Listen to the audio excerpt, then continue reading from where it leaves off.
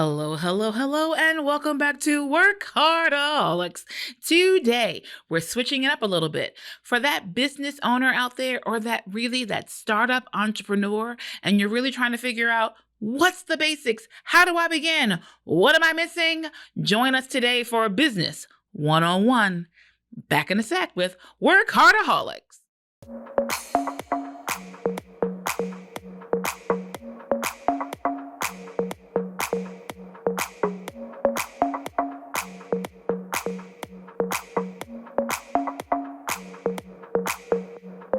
Welcome to the WorkHARDaholic Show with your host, the original WorkHARDaholic, Shirley Crawford, author, speaker, and small business consultant for over 20 years, helping you to work hard, play harder, and business better.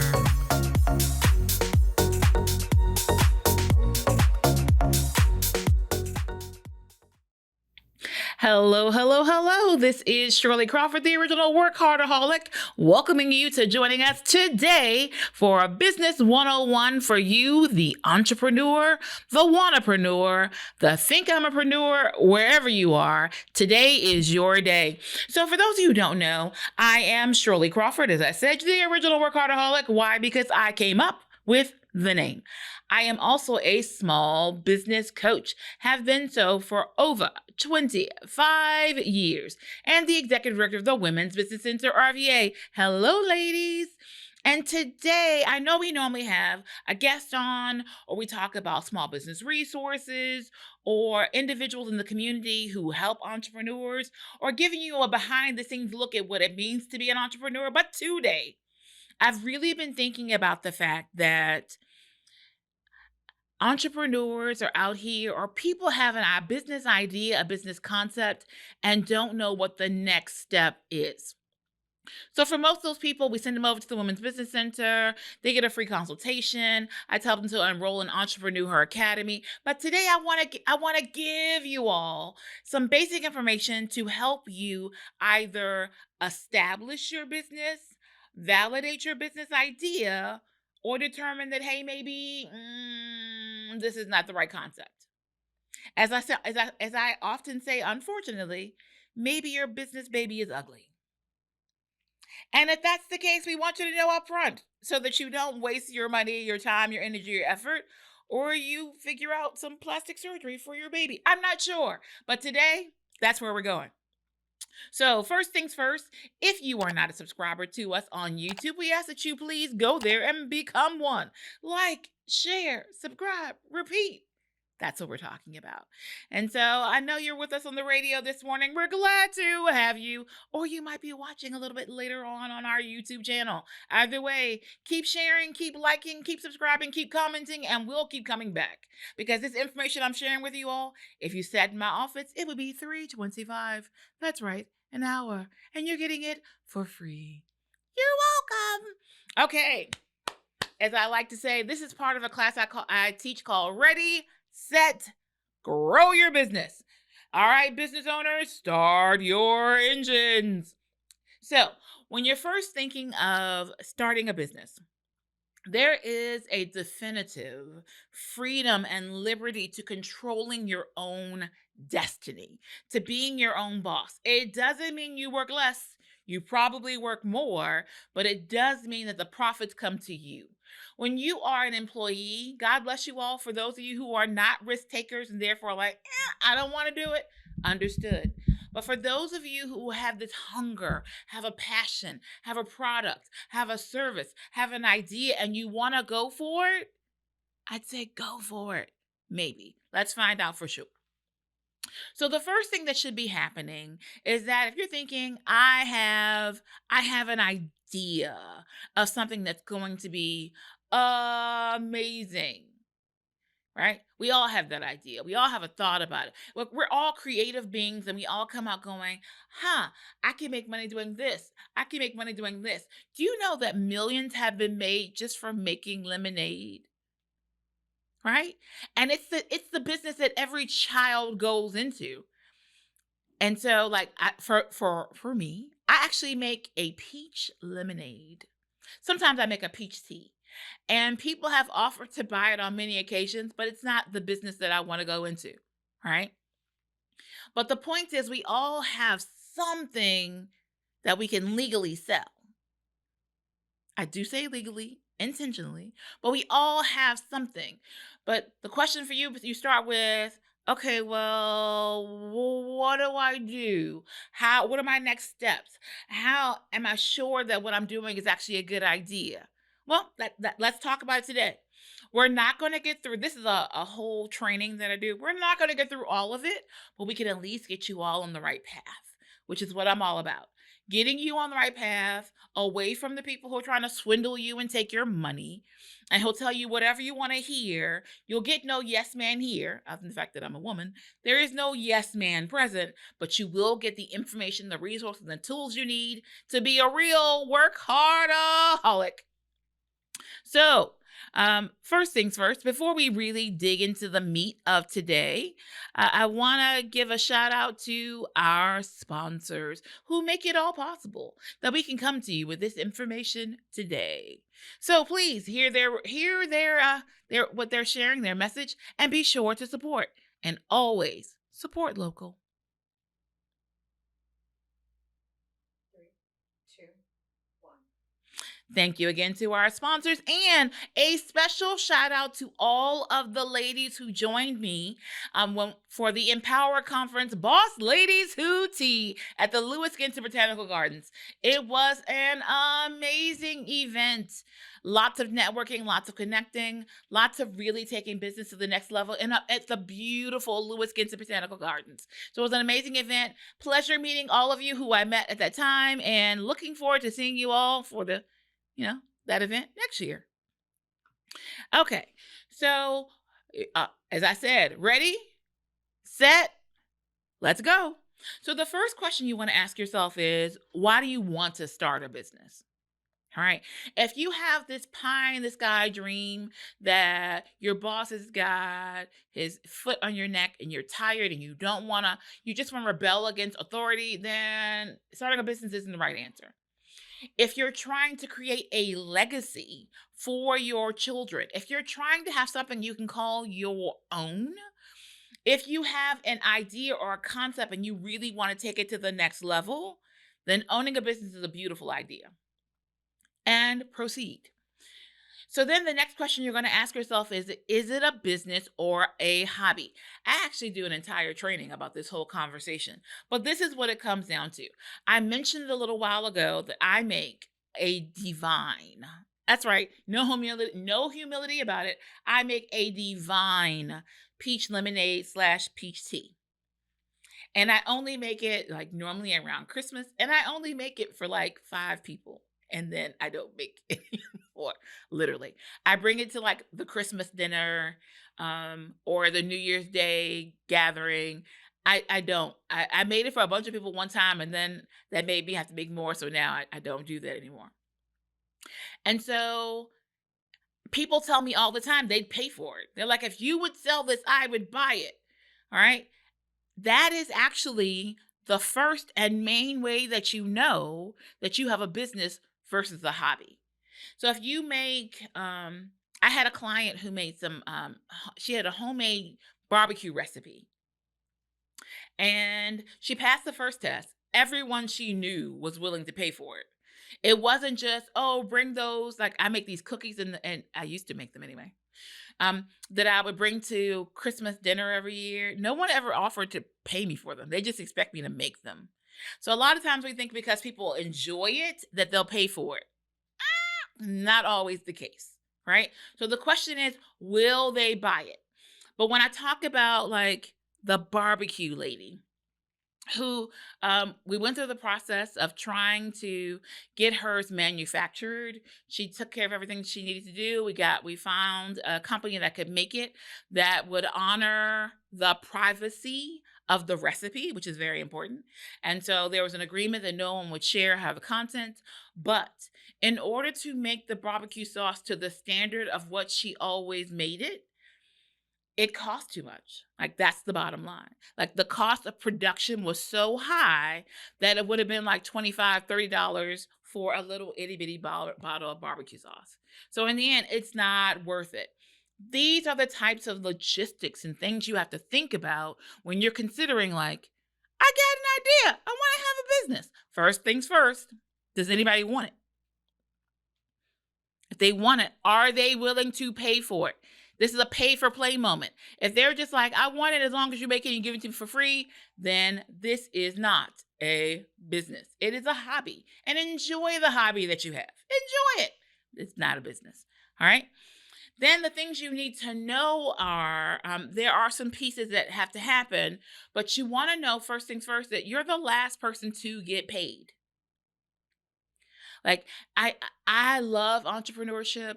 I don't even know how to be an employee anymore. I it's a concept I can't gather. I can't. I just don't understand. And there is a certain amount of freedom, and I love ownership and I love controlling, but you need to know there are risks involved. And when it comes down to it, you have to pay your employees, you have to pay your light bill, you have to pay your vendors, you have to pay for the paper, the pens, the gas, everything that you're using, you got to pay for it. And the last person to get paid is YOU. And this is not to discourage, this is just to be really realistic. It's not a pie in the sky.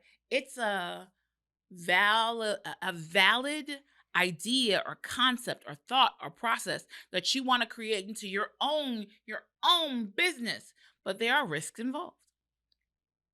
And if you are not a risk taker, then being in business for yourself might not be the best idea. Maybe it should always be a side hustle. I love a good side hustle. I think everyone should have one.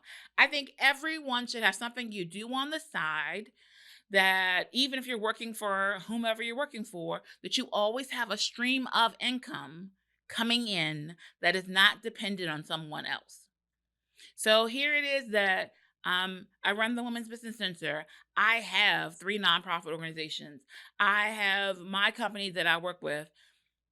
And I still have side hustles just because I'm like, what's wrong with a little bit of change here and there? I have a paparazzi stand. I do travel. I don't talk about it, but I do it. All right.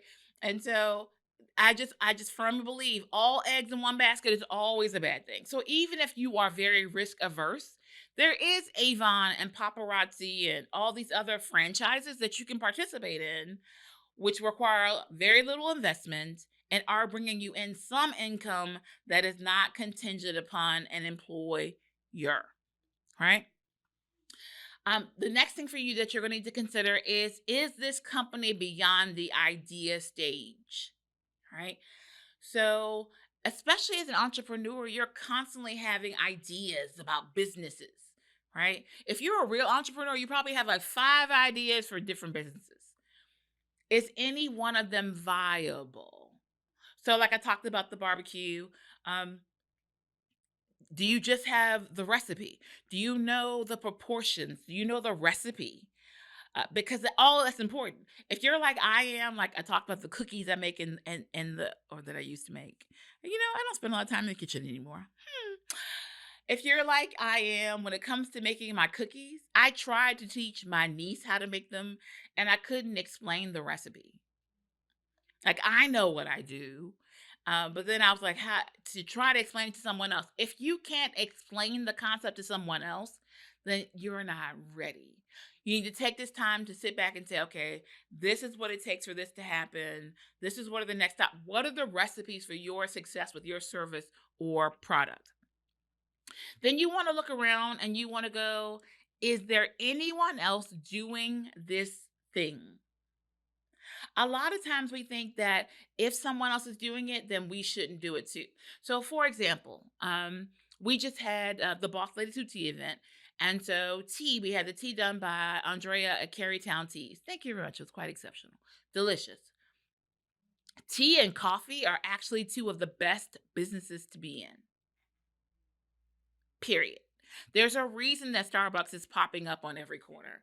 The profit margins for tea and coffee are they're the best markups possible. When I say markup, the cost of what it is to purchase the item that you need compared to the price of what you can sell it for, everything in between is profit. And the markup is just that you mark it up from the original price you bought it for to the price that you sell it for. It's a markup, right? And the margins are astronomical for tea and coffee. So you might be thinking, I have this amazing tea blend that I want to create, right? So like Andrea made for us a special tea for our event. It was botanical bouquet, which made sense. We had the event at the Lewis Botanical Gardens, right? And um and so if you're thinking, I have an idea, I want to make tea blends, or I just want to sell regular coffee, but I got a spot and the spot's going to be open to this type of people and it's going to be this kind of group. You might look around and go, well, there's already like Urban Hang Suite, and there's already, there are a bunch of tea and coffee and coffee places. We already said Starbucks and Panera and um, Blanchard's, and like there's all kinds of spaces right here. I know in our area of Richmond, Virginia, and where you are, I'm sure it's the same. And so you might go, well, someone else is already doing it. So then the question becomes, okay, someone else is doing it, but are we overly saturated, or is it just that this is a good area and a good industry so more people are doing it? Because on the other end, if you're entering an industry and no one else is doing it, as beautiful and brilliant as you may be, I am sure you're not the first person to come up with that idea. There's normally a reason why no one else has done it. It could be fear, but it could be that people have tried and it's really a really hard area to monetize. It could be just that simple. So I am actually more trepidatious. I am more concerned about entering an arena where no one else is doing it. Because if no one is doing it, I want to know why. Is it really that you're just that brilliant that you saw a pain point, you created an opportunity point, and no one else has done it? Or is it that it's an area where no one will buy that service or no one really wants it? Or that sounds like a great idea, but no one cares? On the other end of it, if I'm entering into an arena like coffee or tea and I see tons of people doing it, I know that it sells. It also means that there's data and statistics and information about price points and resellers and like who are the vendors. All that information is out there and I could probably YouTube it, or I can either join an organization that focuses on that area to learn more. So you're looking for that sweet spot where it's not overly saturated. And so when we talk about overly saturated, if you think of a sponge, it holds a certain amount of liquid. It gets saturated. But when it's overly saturated, like the liquid is dripping out into the container, like it's more than it can handle. It can't hold anymore. So for an example, an overly saturated industry, um, the bubble has popped on us now, but it was frozen yogurt. Like Froyo was so popular, and Sweet Frog was, I mean, they were the example. And then everyone realized that Sweet Frog had found a sweet spot in the market. And so then everyone was opening up. And so they were opening up to the point where there were frozen yogurt places next to frozen yogurt places. That's how saturated they were. And then you could watch it all play out.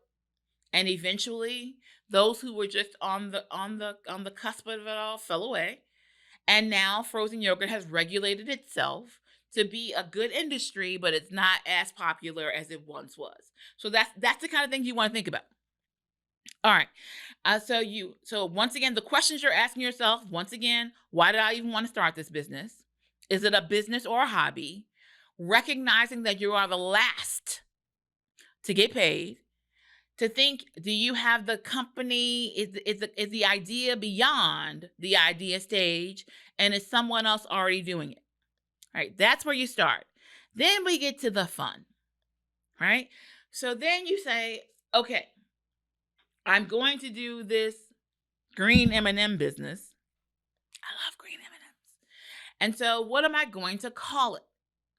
That's the next question. Because what's in a name? A lot. So you think to yourself, what do you want to be called? What do I want to be?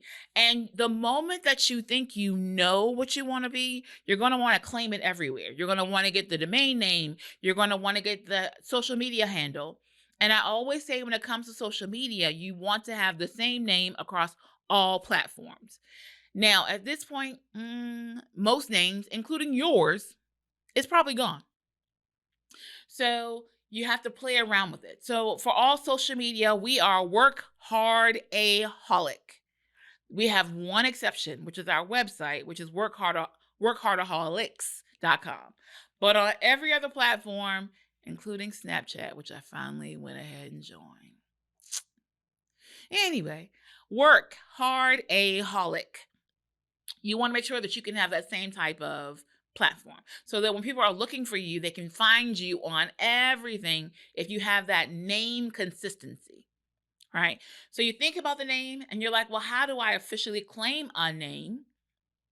So one, you're going to do the social media thing. You're going to have the same name on YouTube and Facebook and Instagram and whatever platforms you're on, right? Everything. You want to get that name, get the domain name. Then you're going to be very official and you're going to go to your local state corporation commission.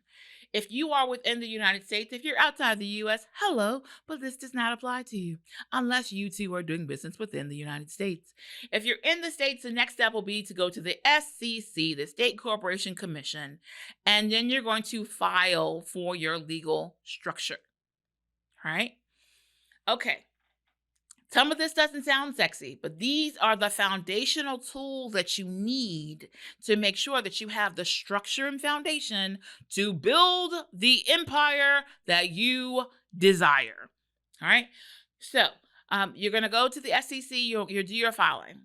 When you file for your legal structure, there are a couple of options of what you might choose. You can be a sole proprietor. You can be a limited liability corporation or an LLC, a co-op, a corporation, an S corp, a C corp, or a partnership. And so I'm not going to get all the way into all of them because really our time is almost up already. Can you believe it? I should say now, if you're listening and you're like, oh my God, I really need this information. I actually have this entire presentation that I've done from a previous class that I am willing to share with my listeners. So if you email admin@workhardaholics.com, we'll supply that for you. Or I'll do even one better.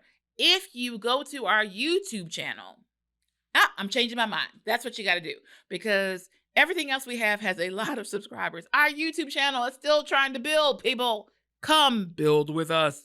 So if you go to our YouTube channel and you like, share, subscribe, repeat, take a screenshot, email it to admin@workhardaholics.com and I will send you the entire presentation on Ready, Set, Go to start your business, which goes from everything from what I'm talking about now with regards to legal structure, through partnerships, all the steps that you need to take up to the business plan.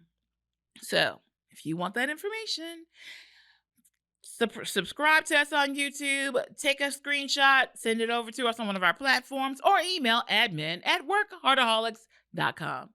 You're welcome. Okay, so something to know about if you're in the United States, you technically do not have to file for a legal structure. You can hang your shingle, as they say, or you can start doing business right now.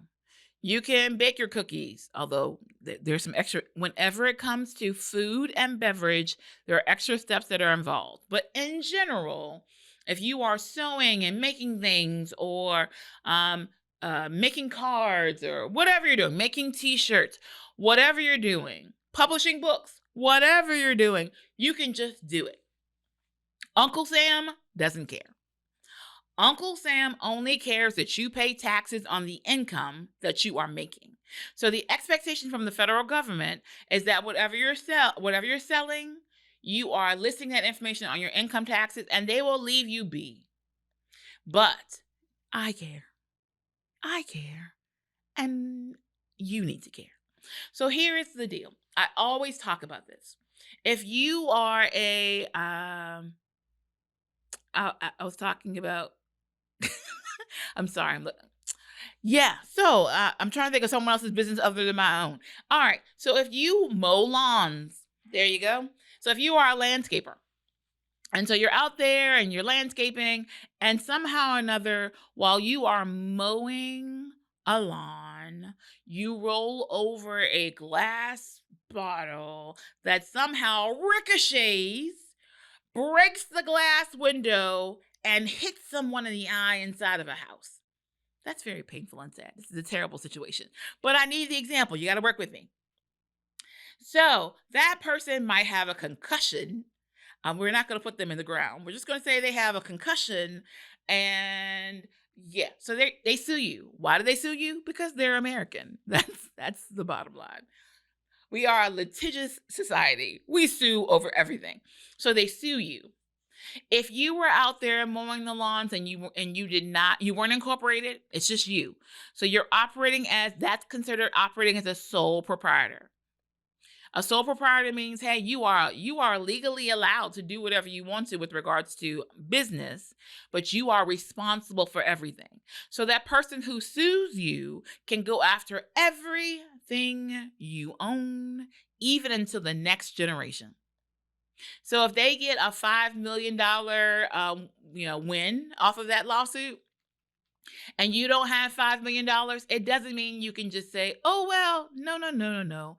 It's the gift that keeps on giving. You can indeed pass that debt on to your children and your children's children, even long after you are gone. So if that doesn't scare you, it scares me. And this is why we get incorporated. So you go down to the SEC, and the least that you want to do is to get an LLC. It's a limited liability company, limited liability corporation. And it means just that, limited liability. So that means if you get sued, which, is there wood around here?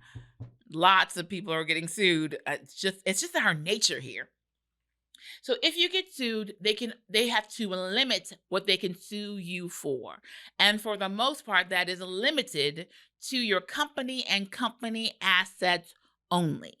That's the bottom line. Beyond an LLC, when you get to the S Corp, C Corp, B Corp, Co-op, everything else is a matter of taxes. Right?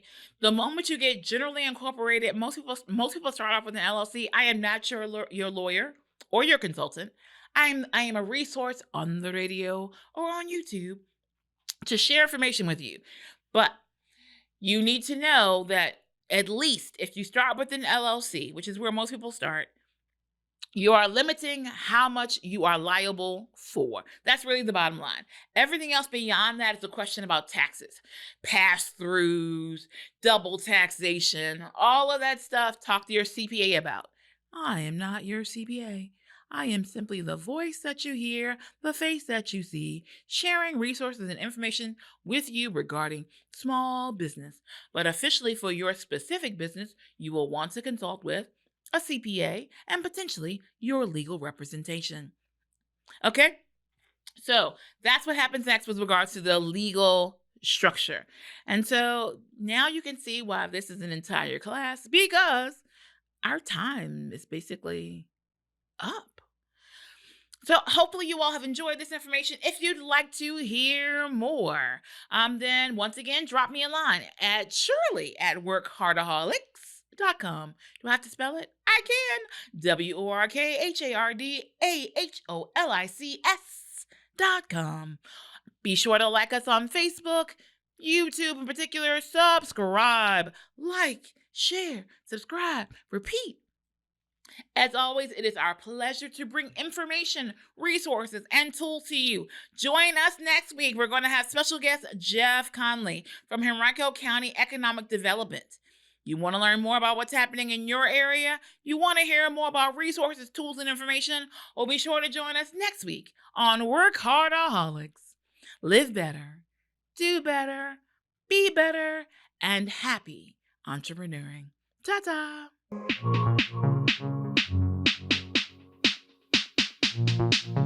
Like, share, subscribe, repeat. Like, share, subscribe, repeat. Like, share, subscribe, repeat. Repeat. Repeat. Thanks for tuning in to WorkHARDaholics. Support our show by following on YouTube and all major social media platforms at WorkHARDaholic. Until next week, happy entrepreneuring.